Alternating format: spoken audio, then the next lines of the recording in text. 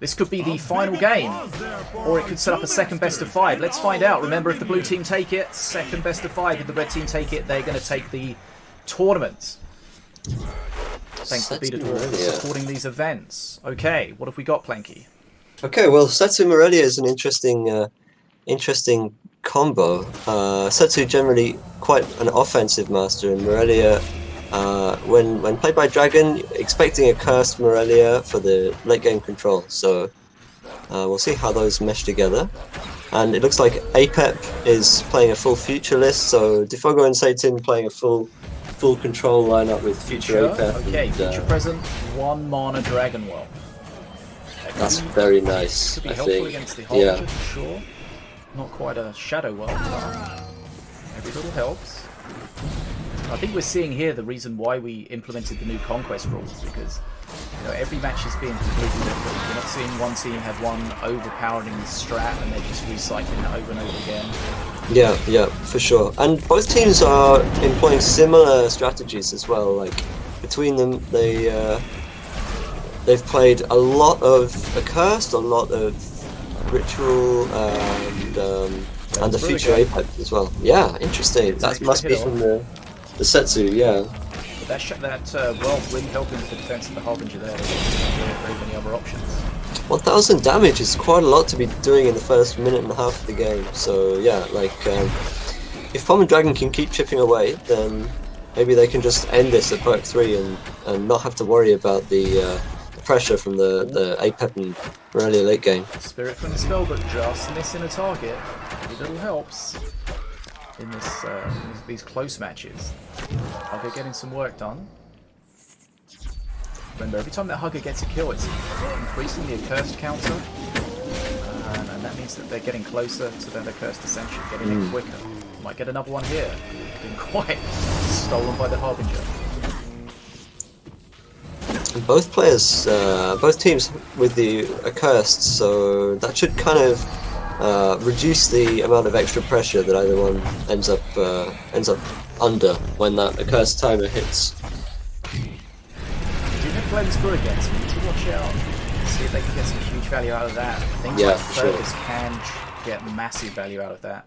Yeah, good thing they have the defensive chopper. I wonder if that was a tech choice specifically to deal with this, since they saw the Glenn's Fergus earlier on in the match. Yeah, that thing can absolutely shred.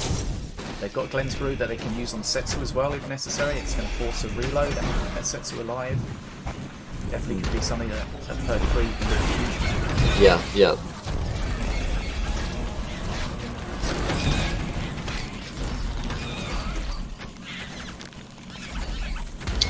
In terms of XP, it's fairly balanced, but Palm and Dragon are definitely ahead in both XP and health at the moment.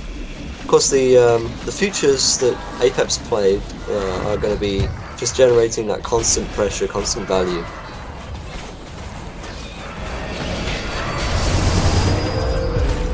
Shock Rock. Are we going to see the Glenn's Brew here? Shock Rock comes in. Yeah, Brew. I don't expect so. Yeah. Okay, gets the value out. That's a nice clear. And that just melts those werewolves. That's well. There's a shield, but it's still being.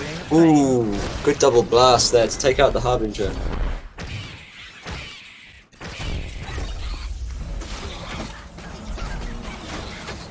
Yes, we're just watching a tourney match at the moment, Ash. The thing with wildcards is that the next season, maybe next couple of seasons, wildcards are going to be removed from the game. For a test. Looks like both teams hitting a Cursed Ascension now, so they'll be generating that extra value, and this Blastmancer is going to be paying off huge.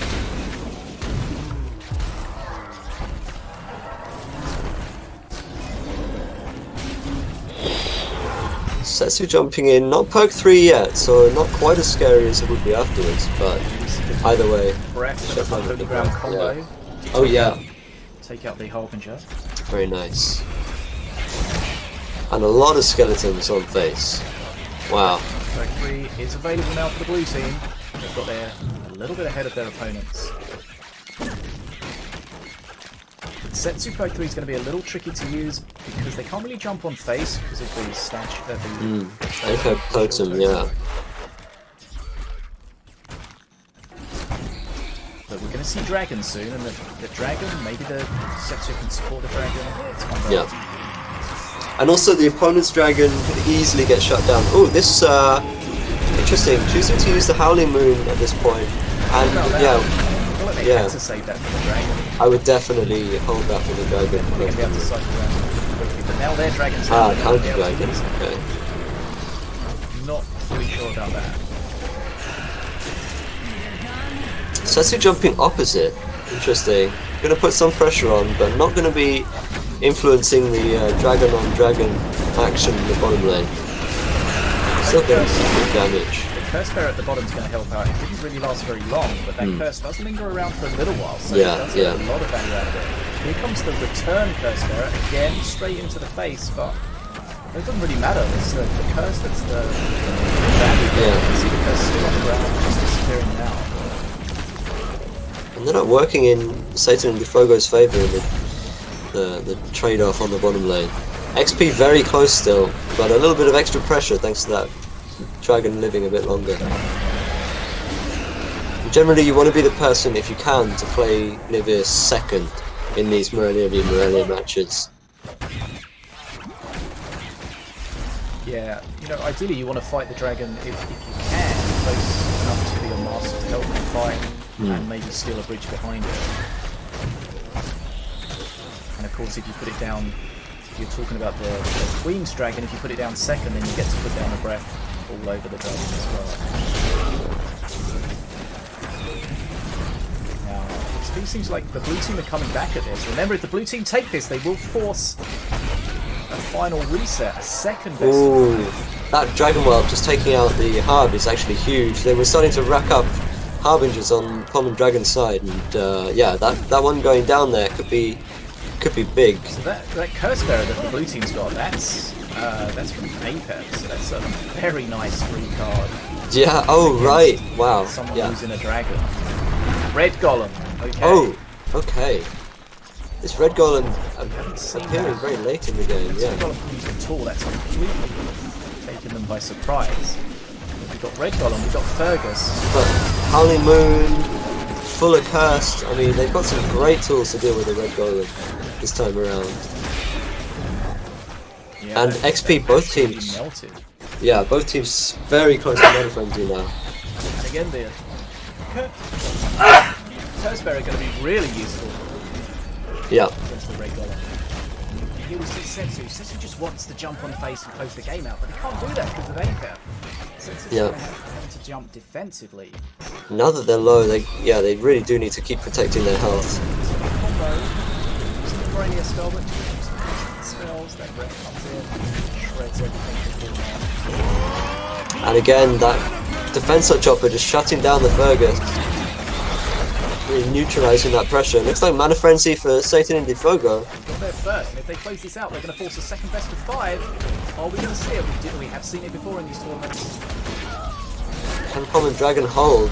They're not far off Mana Frenzy themselves, but this is a huge amount of pressure.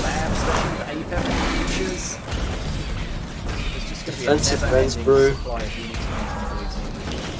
This Blastmancer just clearing everything out on Dragon and Palm's side. Looks like that's going to do it. I think Anno's game has exploded again here. But that's 3 games to 2. So the blue team went 2-0 up. The red team pegged them back 2 games all.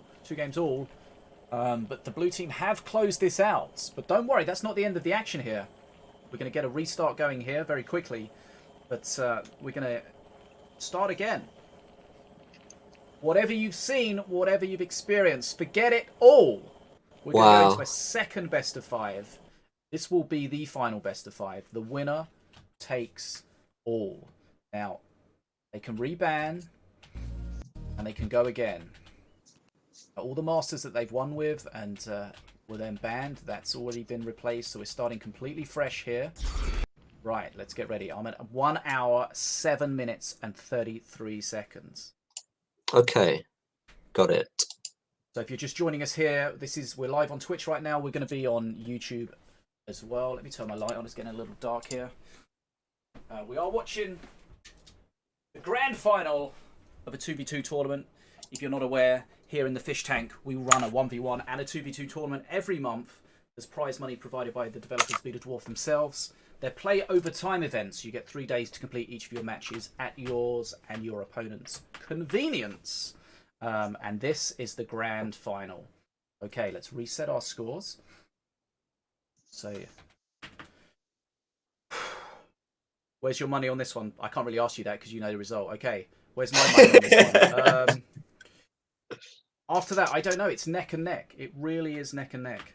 This was 3-2 to Dragon and Pom in the winners bracket finals when they got there. So they barely knocked down Saytin and DfogoX in the first place. So at this point they're 5-5 in the overall. So yeah, very little to split between these two teams. But every time these teams play each other, it's a learning experience. They're going to be learning more about what works well for them, what doesn't, what their opponents are playing. So we expect to see some adjustments here from the first best of 5. And let's see who can adjust and play the best. Okay, so we're at 1 hour, 7 minutes and 33 seconds. Here we go. Loading into the first game of the second best of 5. 3, 2, 1, go. Okay. APEP Morelia versus APEP Morelia. Both teams took a win with this comp in the first best of 5, so I'm not surprised to see it from one side or the other. And yeah, I guess both going for it. Right. As we said, all the bans, etc., they've all been redone, so all the master combos are back on the menu. And I think it's a double Valorian ban once again. So there's a future pass from DfogoX already, which was the Poison Strike, and it looks like Pom just used a future present, so we'll have to see what he has pulled from that.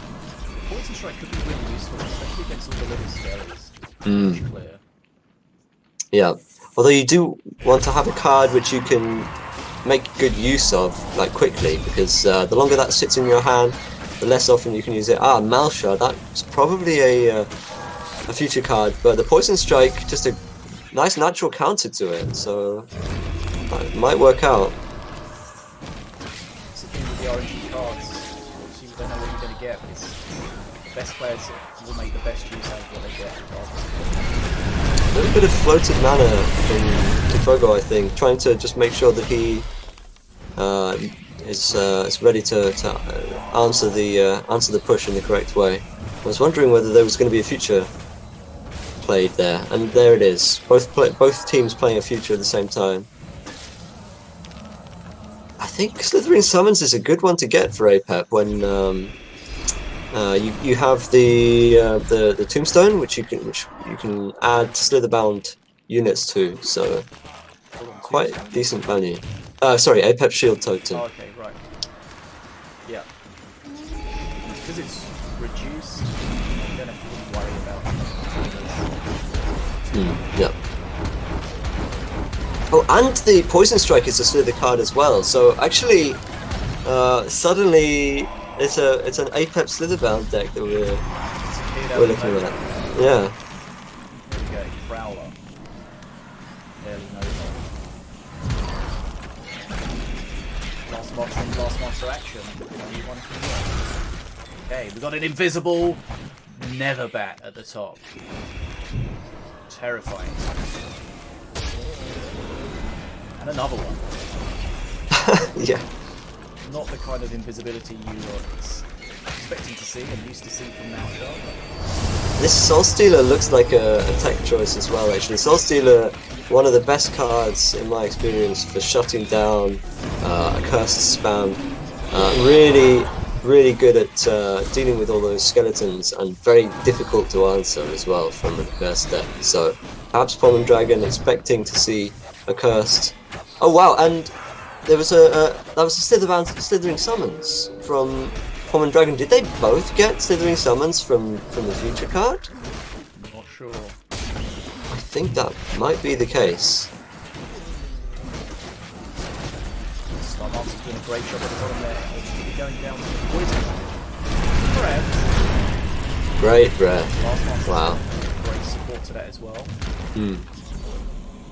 And the blue Blast Monster does win. Ascension. Both teams basically at exactly the same time there. Yeah. And this Blastmancer's still alive. Wow. Yeah. Okay. This Soul Stealer could rack up some kills, but yeah, I would. Yeah, but it did pick up a spirit, so it's got about as much health as it should have started with. Good thing they let that Soul Stealer actually target face. Often, Soul Stealer on face is generally the best scenario. Once it begins melting the face, yeah, that's when it really excels. You just get it within master range, especially with that shield code that can shut down quite easily. yeah, yeah. Blastmaster gets shredded there by the Prowler. A little bit of a mistake, spawned those skellies a little bit late. In terms of XP, this is a very balanced game. We've got both teams with future cards, both teams with the Curse Ascension, and both teams almost exactly the same on XP. A little bit more health for Common Dragon, but ultimately it looks like this game is going to come down to which team can get Mana Frenzy first, and who can then push that pressure and win the game out. First Dragon is used, but immediately gets Howling Moon. Great value from the Howling Moon, not only on the Dragon, but on the Statue as well. Having Howling Moon against an accursed opponent who has the Nivis Numbers card is a really nice situation to be in, for sure. Right side of the bridge at the moment. And a Soul Stealer here. This Soul Stealer, like, it's just gonna keep racking up kills. Like, Accursed is not good at dealing with these, and yeah, could put a lot of pressure on. Okay. Dragon's going to be close to face, on face. Nicely aggroed away. Magnethorn, yeah, it doesn't hit the Soul Stealer, which is definitely the priority target. Also, it's just going to get some value in the middle there. Once he gets to face, then he's going to get shut down from the Okay, yeah. relatively new players who struggle dealing with it. They end up throwing mana after mana back into his face trying to hit. They just easily just put the aggro on face. And then use your use it just to shut it down. Yep. And when all's said and done, there's a dragon in DfogoX and Saytin's hands, and they're ready to deal with this push.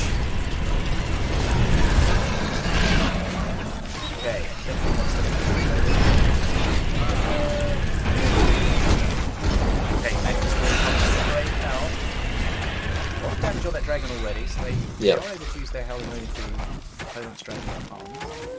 Yeah, that's not such a bad thing really. Like, if your opponent's spending 5 mana on a Magma Storm just to get your dragon down to half, when you have Howling Moon, that first half of the dragon's health is not as important as the second on the team which is trying to use their Howling Moon. Again, the fight at the top on the right side of the bridge, it's staying blue for longer. It's the two things that reason why the blue team are slightly ahead right now. Yeah, quite an XP advantage they've racked up just in the last minute or so of having positive trades.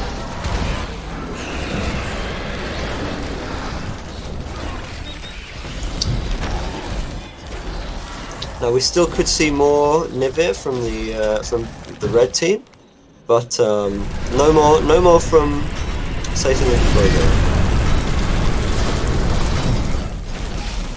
Oh, again another big Soul Stealer. Start shredding everything. 9 stacks, yeah. Remember, it's not like it used to be. It used to be an absolute monster, but still, 10 stacks definitely needs to be dealt with. Shield Totem comes out. That's going to help them deal with it, but they do actually need to kill this. Defensive Magma Storm this time. And they still went through it. But some more hits going off there. It's almost Mana Frenzy for the blue team. Another Soul Stealer comes out immediately. Ah, okay. Nice double blast. Yeah, getting the Soul Stealer from the Sylvan Summons, perfect.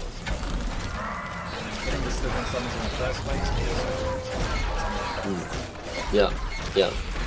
Okay, now where the bridges become hugely important at this point.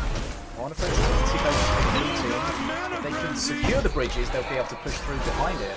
Yeah, Dragon and Pom really need to contest here. Still 20 XP behind. Ali Moon comes out. That could be the opportunity to play Nivir, but I mean, can you even save up 10 mana at this point? You need to be contesting these bridges. There we go. Big push coming through on the bottom for the blue team. Mono Frenzy very close to the red team, but are they already too far behind? Oh, big blast crystal as well. Yeah.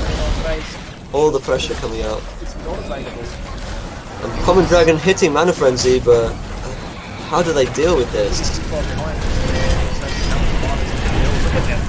Red army, blue army, sorry, colours. Blue army. Okay, DfogoX and Saytin taking this by 1 game to 0. First game. With the redemption. We saw this in the first best of 5, then Morelia, APEP did get them a 1-0 lead. That's in the video, we're watching it from the video. Okay, let's update our score on the screen. 1 game to 0. So that does mean Saytin and Defogo can't play APEP Morelia again, and Dragon and Pom can. So don't know whether we're going to see it immediately, but spoiler, we are. Okay, we are at 1 minute 18 seconds. Sorry, 1 hour 18 minutes and 38 seconds. 1:18:38. Okay. Good to go.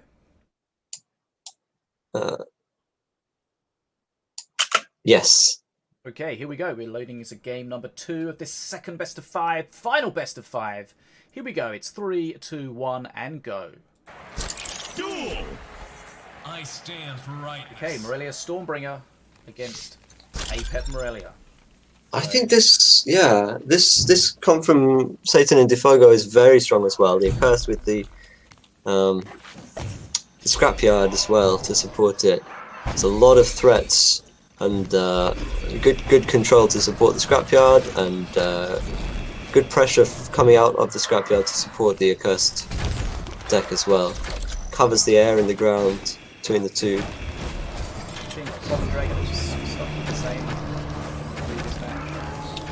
I definitely think that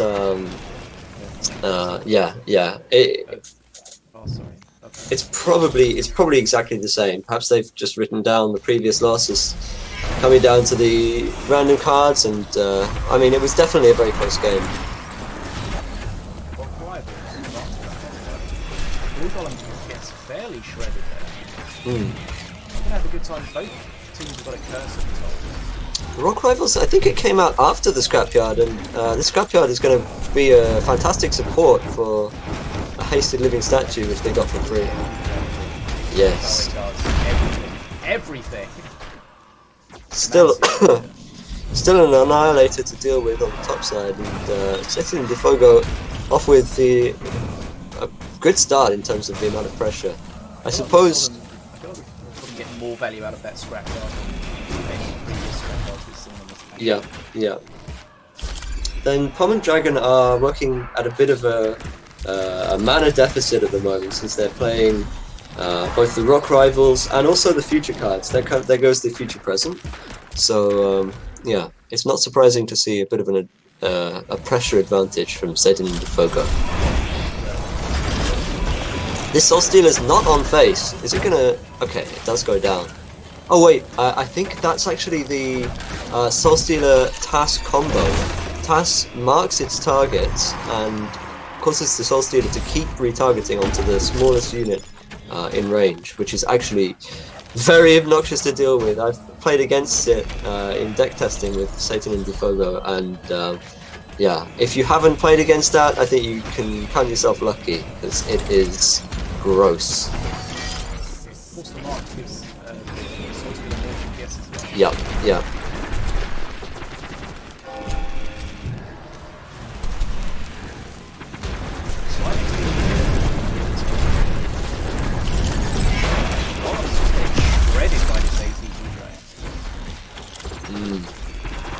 This is a marksmanship ATG drone, so that thing is just sweeping out everything in its path. Reminds me of the old marksmanship Soul Stealer where you just put it in the dirt, just cover everything. Yeah, yeah. Which incidentally is also in this Soul Stealer deck. the Stormbringer deck rather.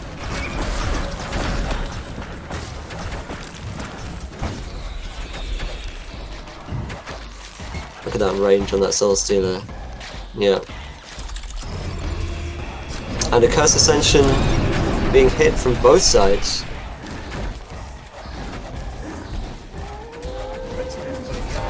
Ah! Yes. See if your crystal ball apparently. No, I just heard the sound and I know that they both play full of Curse, so I was expecting it to be at the same time. Magmastorm smacks straight in the scrapyard. Huge Magmastorm. Absolutely removed with zero benefit. Because the trays can really change the push.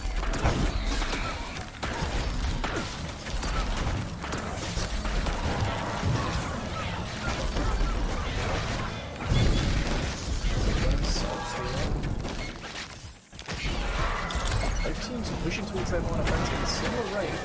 Yeah. Slightly ahead though. And again, both teams will have a Morelia Dragon. Oh, that Unholy Ground being able to deal with the Soul Stealer is actually huge. I think if they were able to just be a bit quicker with that wall, then they've been able to keep their Soul Stealer alive. You can keep it alive through an unholy ground, and it just feasts on those. Yeah. You see the first dragon of the game. They'll be high on Okay. XP, but maybe this can help them.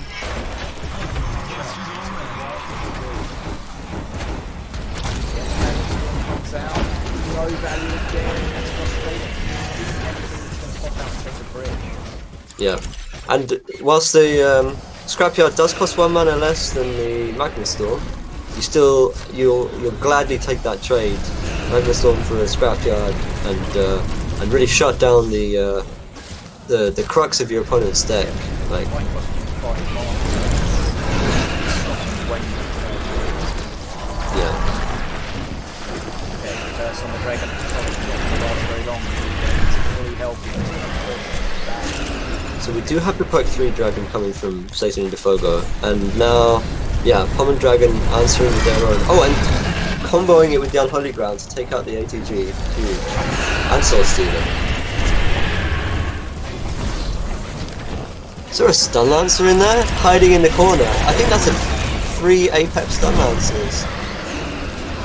Just neutralizing that dragon. Didn't quite get a hit off there from the task. They cleared everything at the start. Yeah. Big push top, big push bottom. Huge pressure. And in terms of XP, they are well ahead now, Common Dragon. How do Saytin and DfogoX answer this? They can't play the Scrapyard because they're under so much pressure. They're going to need to take out this dragon. It's a full health dragon. Zero attack. One face as well. Aggro on face. It looks like it's hitting. Axe is going to do some work here. This is just, Not too much. yeah. The other one's going to be starting. Oof, that counter push. Dropped. GG. Apep and Morelia. Pretty strong combo. Combination of choice right now there. One game all. Wow. Well, still up the neck. Very little between these teams before we started and all the way through, and still very little to choose between them. Okay, let's update our score. Sorry, we are one game all. Final best of 5. Now we are able to zip through some of this downtime, but of course the players weren't able to do that, so playing for this extended period of time can be pretty tiring for some of these players. Yeah, I think this got very late when it was actually happening. I'm at 128.13. Is that? I can do that. Okay. Yep, okay, you ready? 3, 2, 1, go. Okay, game number 3 in the second best of 5. Masters, get dueling. Lightning never strikes twice. Whoa, hold on. But I Morelia, Apep, the red team, they've already played that, right? Yeah. They just won with that. Is this, I think... Question. Interesting. Question. Is this detected? Oh, it's Milloween! Oh, It's still in the Dynasty baited. skin. It's Milloween Dynasty. It's the exact same deck. It's Milloween pretending to be Morelia. Okay, listen. Through experience that past in games, we can detect masters immediately. Yeah, you could get fooled by this because this is actually, I think it's probably going to be the exact same You say you deck could combination get as well. You could I feel definitely. like I just did. Yeah, even if you were paying attention to the cards. Oh, okay, bats. This is probably, yeah, that was a bats on a future present. Yeah, that could have been a huge hellfire if it was actually targeted at the bats. It's a little bit tricky to hit the units in the air because they're not the way you think they are. And then again, bats really really underline that by flying around all over the place. Okay, some decent value out of this guy. Not enough to keep his bottom bridge locked down. Needs to support the ATP drain. Okay. So future past and present already used by Pom and Dragon, so they're going to have pressure from this point onwards, but for the time being, Saytin and DfogoX off to a head start in health and in XP.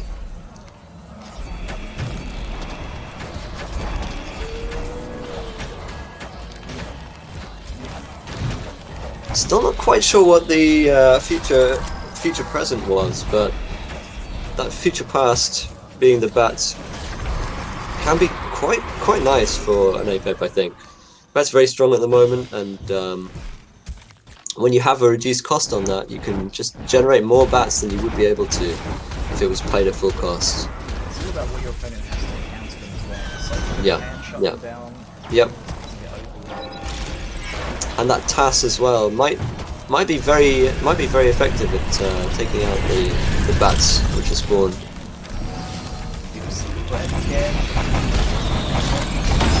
Out. Oh, nice shield Oh, there. Very great banner man.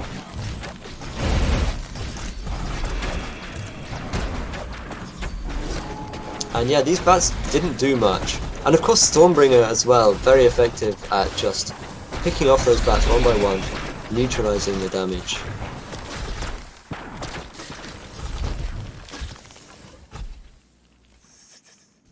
Got an XP lead. Decent XP lead for the blue team. Another potential big soul stealer. Good, not playing the breath and denying those stacks from that soul stealer. If a big stacked up soul stealer like this is coming across the field, then you need to worry. You need to deal with it. Still going for it. Doesn't look like it's going to hit it though. Right, that's a 6-stack soul stealer. It's got marksmanship, so it's got that extra range. It's starting to shred everything. Blast Lance is going to go down. Great Wow. value. Yeah. Great value. Not all about just great kills, it's the fact that Planky was left alive and take that bridge to the blue team were able to. Ooh. Hellfire just missing there. Doesn't take out the Blast Lancer. Going for the second sweep. Yeah.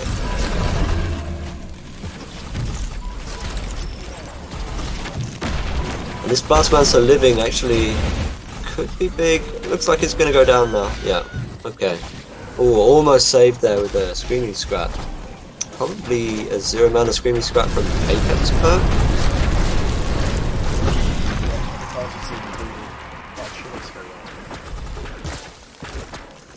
But perk 3 already hit now for Saytin and DfogoX. Yeah. Like ahead in pressure and in XP. Common Dragon really need to rally to pull something together in this one. They've got the Blast Lancer at the back, it's going to be able to work its way through this push, but just constant pressure now from the scrapyard and the air units. I feel like this dragon was the last thing that the red team wanted. They were already struggling to deal with what presented to them. But now they've got to deal with that dragon.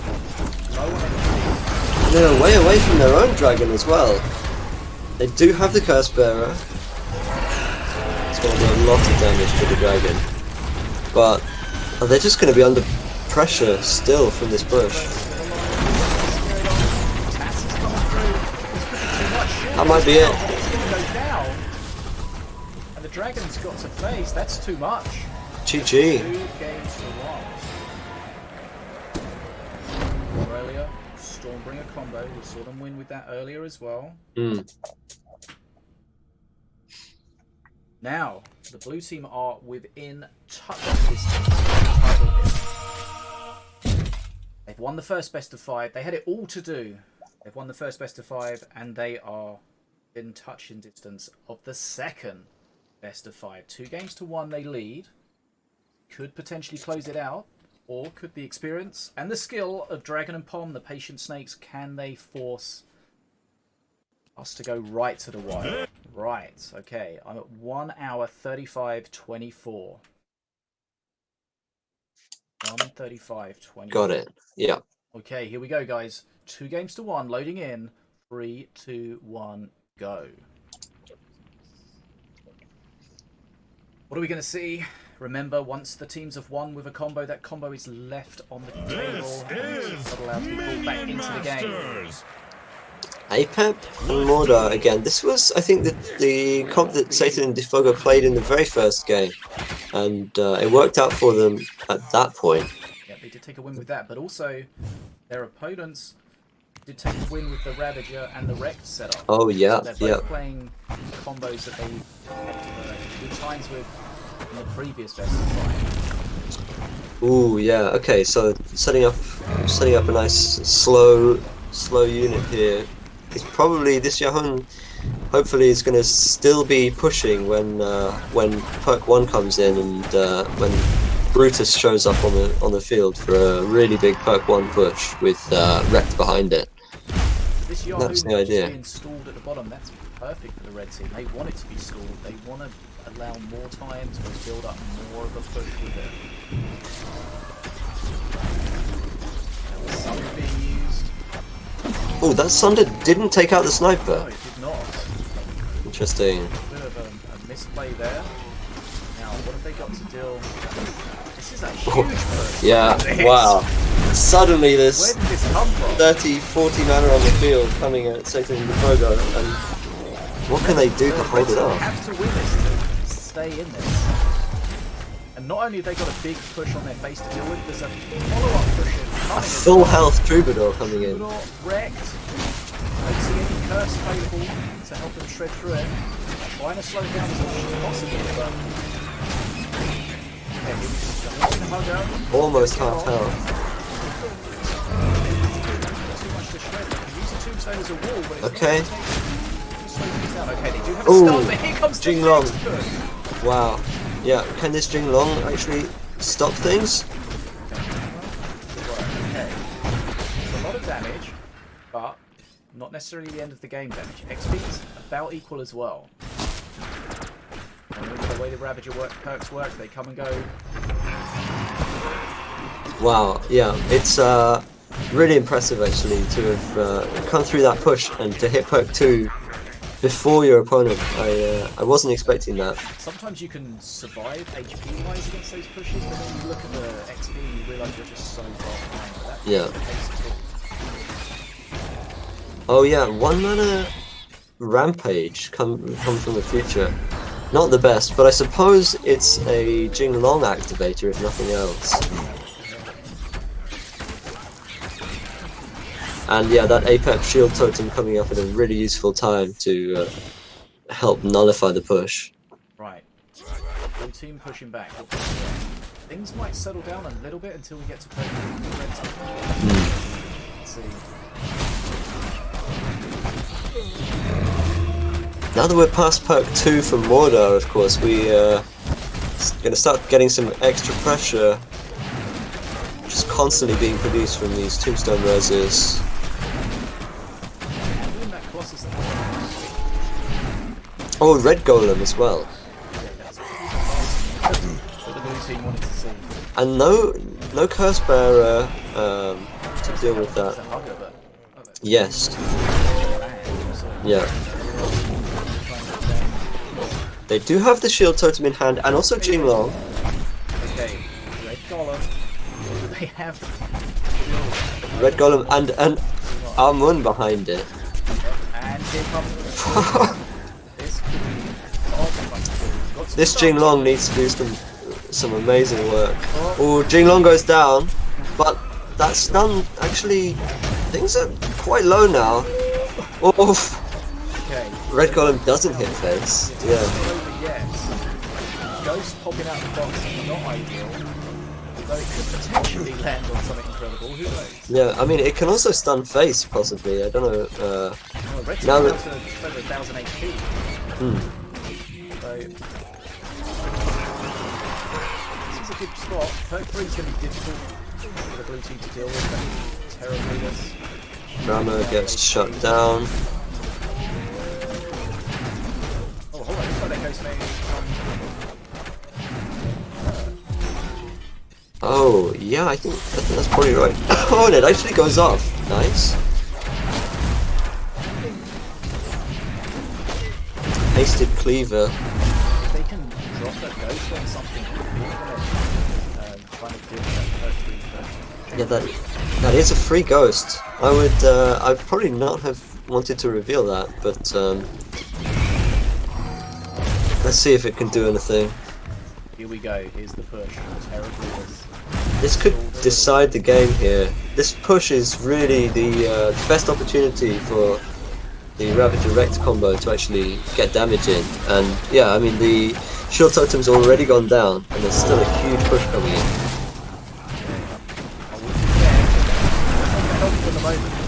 Jinglong's still alive.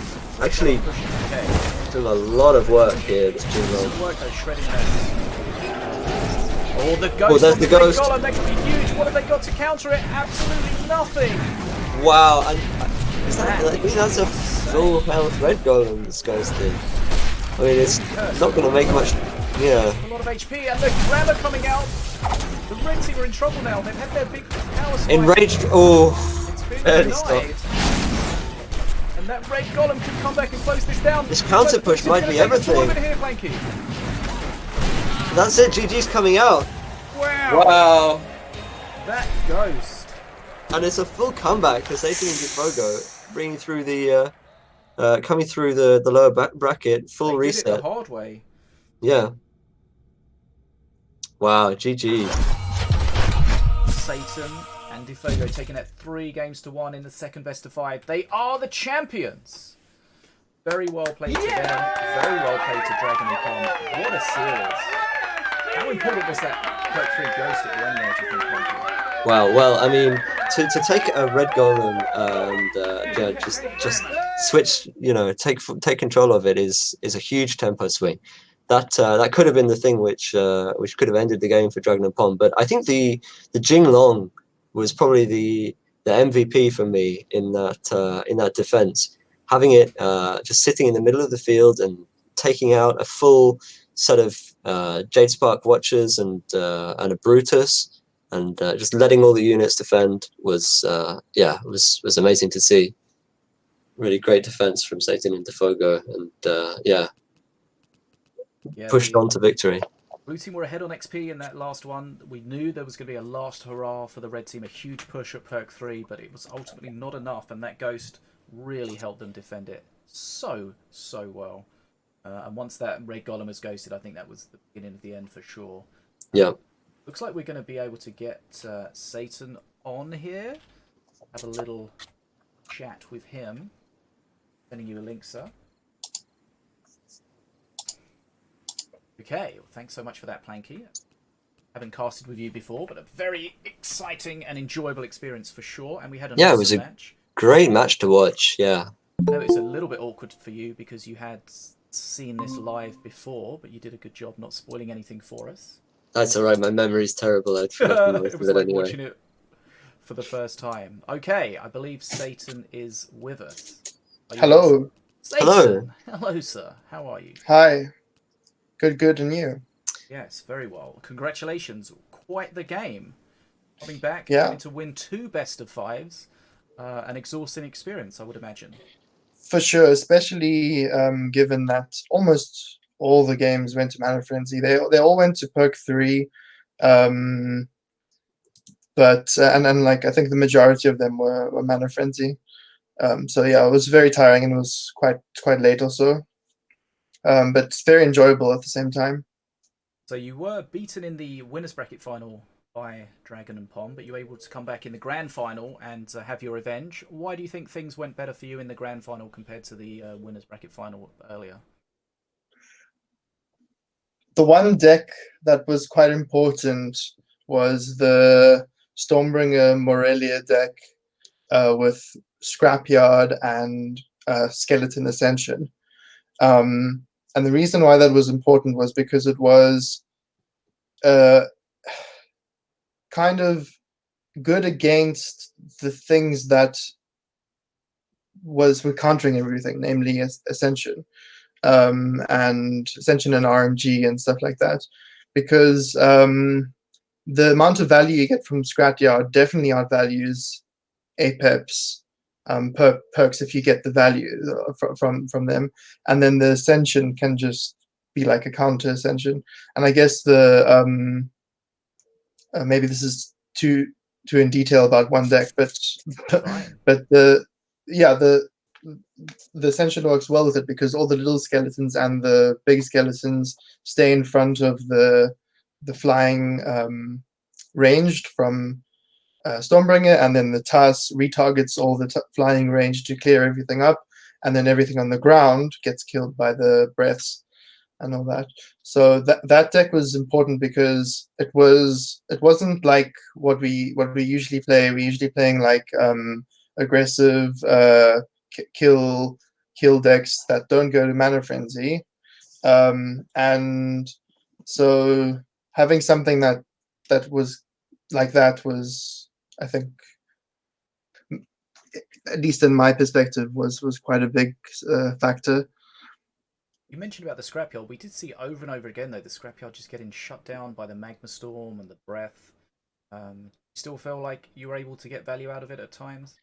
Well, there's this Soul Stealer, ATG, and Scrapyard, and all three of them alone can do enough to change the tide of a fight. And so you can deal with some of them, but again, they're both flying minions, so the breath can't touch them unless you use a holy ground. And yes, the Scrapyard can get countered, but if they breath anything else, then I can just play the Scrapyard and then for either force a Magma Storm that would have been on this Soul Stealer or ATG, or they have to deal with the minions that come out of the Scrapyard. Got any questions for Saytin or anything you'd like to say? I do. I remember there being some really interesting coincidences with the random cards. There was a lot of future APEP in the match, and yeah, I thought that it was really interesting to see some of the mirror RNG that came out, and I think the first game where you played where you got a Scrat launcher. I wonder whether you knew as soon as the Scrat launcher came out from Dragon and Pom that that was actually a reduced cost future card as well. I didn't know it, and I thought that they put it in because of how useful it was for us. And I was like, wow, genius. It ended up being and match it was, winning. and then and then we found out that it was a future also. And then there was some other crazy stuff, like they got Rock Rivals. I think every single time me and DfogoX have played a tournament match against Pom and Dragon. Pom has got Rock Rivals from Future in one of the matches. Wow. And yeah, and then I think we got double. What's it called? Slithering Summons. Summons in the same game. There was some crazy coincidences. Yeah. But yeah, in those RNG matchups, the what card we got was often like extremely good or extremely bad. Like for them, they got, what did they get? The Gorak Gate and the and the other thing that was also bad, I forgot. And then we got some really good good cards, and which allowed us to win. Yeah, they got Um, a Mana Path Madness, didn't they, at one point, yeah, which yeah, didn't yeah, really yeah. work out for them. Yeah. And a Malshar against a Poison Strike, which was a nice, Yeah. 2 mana for 4 mana or Those whatever it invisible was. never bats though. Yeah. True. And bats as well at one point. Yeah. Just to add to Fish's first question about like what gave us the edge, it's not it wasn't just about that deck. It was also about the way we learned which of our decks won and just played them, which sounds really simple, but it was really effective.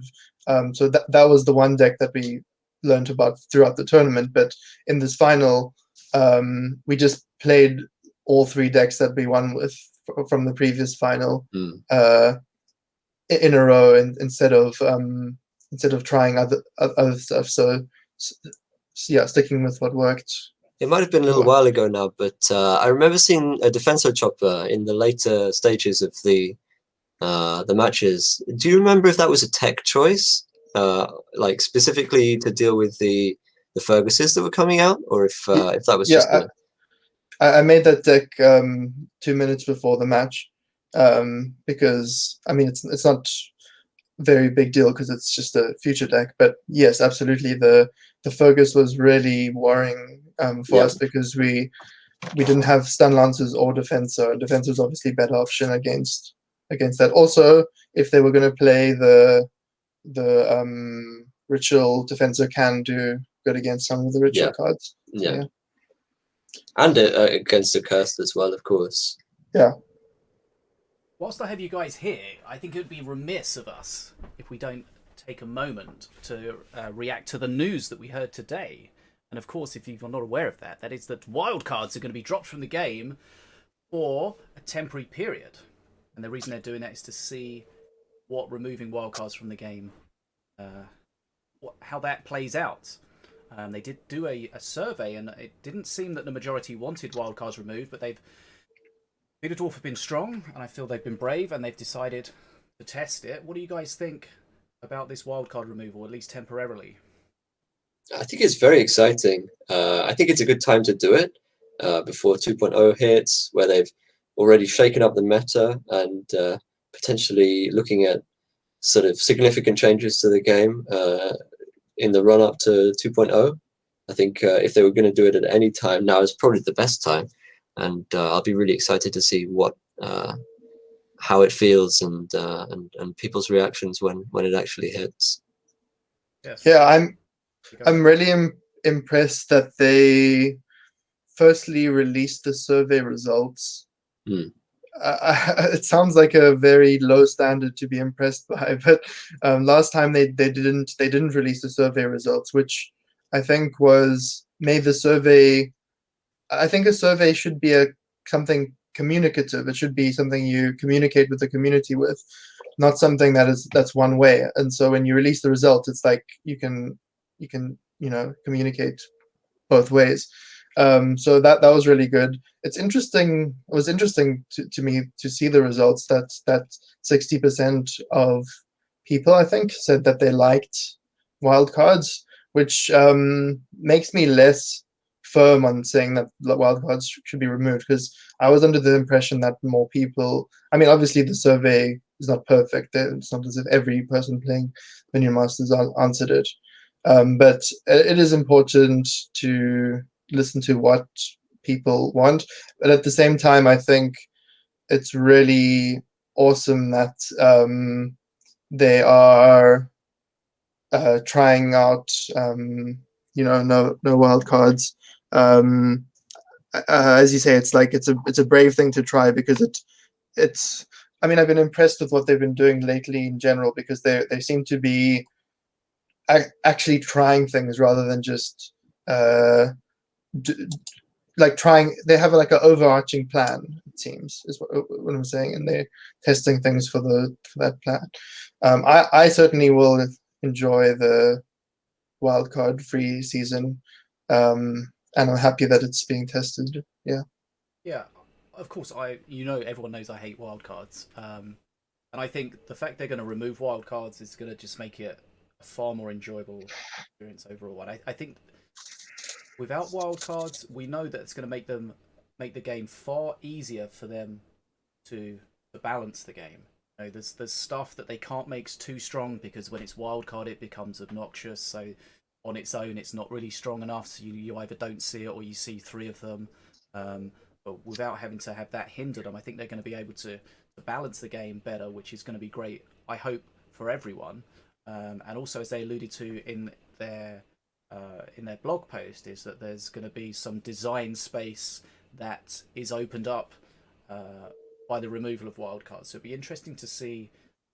Hopefully, the wildcardless season will go well, and then we'll get to see how they're going to build on that and how they're going to take that forward. It'll be interesting to see how that season pans out and what people's general feelings are on it, because you know people can respond to things on paper, hate this, love this, whatever, but you've got to play it, you've got to see it, you've got to get hands on with it to really get a feel for it. So we will see. We'll see how that lands. So that's going to be next season, which is in like 25 days or something. That's going to be 1.27. So huge changes over the last week and more changes coming. For tournaments, it will be incredible because you can practice on the ladder against tournament decks. Yeah, it's almost like it's replicating tournament rules within the ladder. Yeah. We've always thought maybe have a separate ladder for wildcards and non-wildcards, but the player base at the moment doesn't really lend itself to that, and maybe they don't want to just to put that divide down there.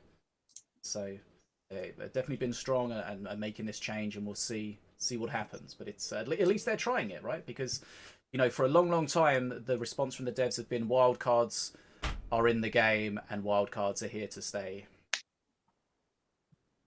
So we shall see. But yeah, interesting to see what changes come about. And yeah, as I say, looking forward to I think we can all agree that the game will be far more balanced without the wildcards. And hopefully it'll become more about skill rather than in a lot of games who can just use the most wildcarded broken stuff. I think there's been like a lot of tribal decks which have been part of the sort of rock paper scissors meta, but the existence of wildcards I think makes that just far worse, since it's so easy to have a deck which your opponent just doesn't have enough resources to deal with, and so yeah, hopefully this will be a step in the direction of a more balanced meta where you know the best player wins. Yeah, but definitely watch this space. We'll have all the updates as soon as we get them. Lots of changes recently, more changes to come, and hopefully the community can pull together and support these changes. And of course, this is a test with the wildcards next season, so it's important that if you can, play the game and voice your opinion. Let the developers know what you think of the state of the game with the balance, the no wildcards, etc., etc. Feedback on Reddit, in Discord, wherever you can communicate with on the Steam forums. They're doing this as a test. They will have their thoughts on how it goes. You'll have your thoughts, and it's important that everyone gets a chance to have their say. But as somebody mentioned in the chat, I wonder if some cards can afford to be buffed because of the change. I imagine so. You know, things like Thelic, for example, guys, comes to mind as a card that, you see it played on its own, it's generally underwhelming. But sometimes if you've got three of them, it can become overwhelming. Yeah. So maybe restricting to only having one of those, perhaps that could get a bit of a buff. Who knows? But we'll see. But I think that's probably enough time we've spent on this. Thanks so much for joining us today. Saytin, congratulations. Give our congratulations to Dfogo as well. You guys both played amazingly. And of course, your opponents, Dragon and Pom, did a great job. You guys are always there or thereabouts at the end of the tournaments. So very well played. Thanks for joining us. Thanks so much. My pleasure. I had to win 2 tournaments to get a winner's interview. Well, you know, we don't just give them out willy-nilly. Yeah. Okay, well, thank you. My pleasure. We have been live on Twitch. This will be up on YouTube, so you can check that out if you missed any of it, if you want to go back and see it. Planky, thanks again for joining me. Hopefully we can do this again soon sometime. Thanks for having me. My pleasure. Okay, goodbye, everybody. Bye-bye. Bye. Bye.